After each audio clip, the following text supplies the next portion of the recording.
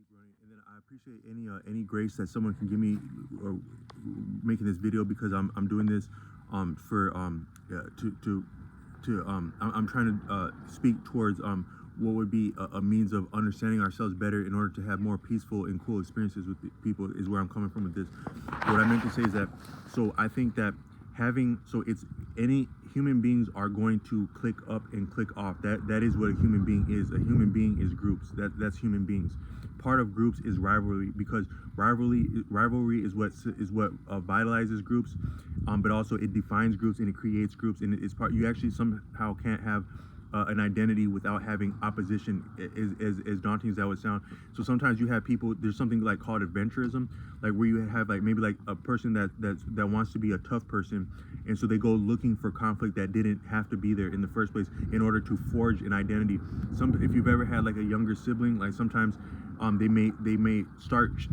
If you have a significant age gap with siblings, the younger sibling may challenge and rival the older sibling, where there had not been there had not yet been a clear need to do so. But what the need is to form identity, because we form identity by going up against things. So that's what's such a pain about having a younger sibling sometimes, but it's yet part of their development and their identity. But it's also the same with adults sometimes. So you take people that they never had a problem in life, they never had anything that was out to get them, and then they sign up for something to go way far away, according to maybe idealism or economic incentive, and now they yet do have something on their hands that may be going up against them, that didn't have to, because they had yet been strangers. But some of the need to do that was to go against something in order to forge an identity. So we are going to have rivalries, whether there had been a suitable pretext or not. As human beings, we're going to have rivalries, because that's, again, part of groups and part of human beings, and part of groups and part of human beings. And diversity is also part of nature. So you're going to have groups part of nature, and you're going to have diversity in nature, and you're going to have diverse rivalries in nature. What is and that's not entirely good or bad in itself, but what more so skews it and makes it some of like can be atrocious is what we would have is you also have the economic incentive and coercion, because I think that some of the economic reality that we exist within in modern terms in Western society, and societies influenced by Western values, is yet a function of like your former iterations of like feudalism, colonialism, capitalism, slavery, indentured servitude, Jim Crow, all these different things that can be reduced to imperialism. And then finer is just simply gentrification, is that expanding interest and advantage upon lines of maybe nepotism or arbitrary self-interest that does not reflect the natural balances of nature. And it upsets nature to a large degree, but it also upsets social dynamics and social standing between people, because within that entire system you have a preoccupation with both property and status. But that's not different than nature, but it's quite skewed, and it's concentrated and ratcheted up in the modern sense. But I wanted to get back is that in nature you would yet also have property and standing would be very significant in nature also. So what I meant to say is that some of the atrocious things we see within group conflict of different scales, whether that be like what's called street or what's called law, like military stuff like that, that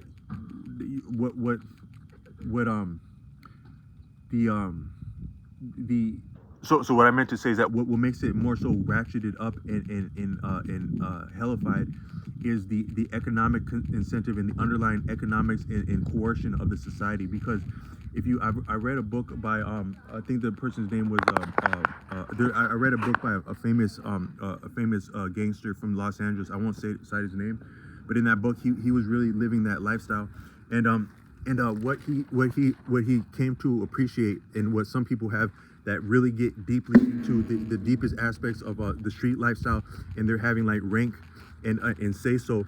The line between street and law enforcement gets blurred, but also along economic lines, and also like with your narcotics, obviously, because and how that how that plays into it in the self-interest. So you always have self-interest with human beings, but the realities of our society, because yet Gangsters have bills to pay because of the society, so they're coerced to pay bills like other people are, and that yet it affects their conduct between members of their own group and other groups, and so it makes the actual group dynamics, the tribalism of groups, that is natural part of nature and already has a fair amount of conflict and rivalry and violence within that. You take the economic reality and stance and footing of our modern society, and it gets ratcheted up. But so this might be the last video that YouTube's going to allow me to make today.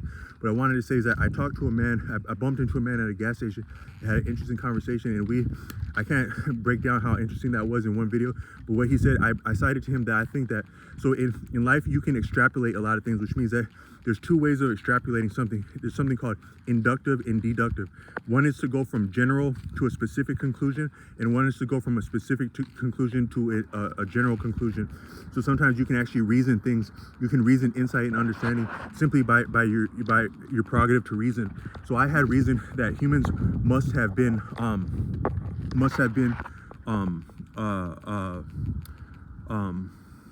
cannibals at one point. Just if you look at the rigors and the reality of nature, the appetite of a human being and the deprivation of a natural setting, humans would have to be cannibals. I thought that because a human food source would be as viable as anything. You get that hungry and desperate, and you also have mouths to feed. And he said, yeah, you're right about that, but what you didn't realize is that more so of your cannibalism would have been your women and children in times past. Because they were the ones that were, there has always been a value. To this day, there's value on female life and children in Western society, and that's never been different at any point in time, according to people like this man I was talking to. So yeah, a lot of us were being eaten in nature, but it was more so people being sacrificed for the women and children to eat. But what would have been significant still at that point. So what I meant to say is that you have conflict and dog eat dog has been with us and will be with us. But what's significant now is you have the capitalism, the commercialism, and then the gaming of numbers and value, where the numbers and the gaming skews what the real value and the real resources and the real respect and standing. The real respect and standing is probably your realest value, because even in a natural setting, so a lot of human beings, they have an instinct for value. Like you start lifting things as a group, you start doing things as a group, and you can tell who's working and who's not, and you feel a certain sense of value on that. Yet the value of women and children supersedes that. So you might be the biggest badass on the hunt, but you still might be the one on the plate, because as much effort and value as you created, the women and children are still what counts.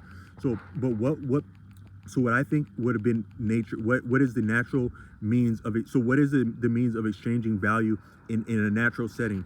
So in modern times, you have representative currency. So you have like, some people would say that money was real when you had like silver and gold. Todd Street Bay would say money corresponds with moon.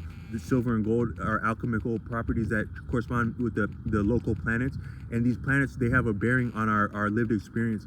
An example would be, according to him, the way that the moon affects water, like the tides, it yet also affects the fluids within the womb of a woman. Human beings are by and large water, especially the womb. So the moon would have to have a bearing on the development of a fetus, for starters.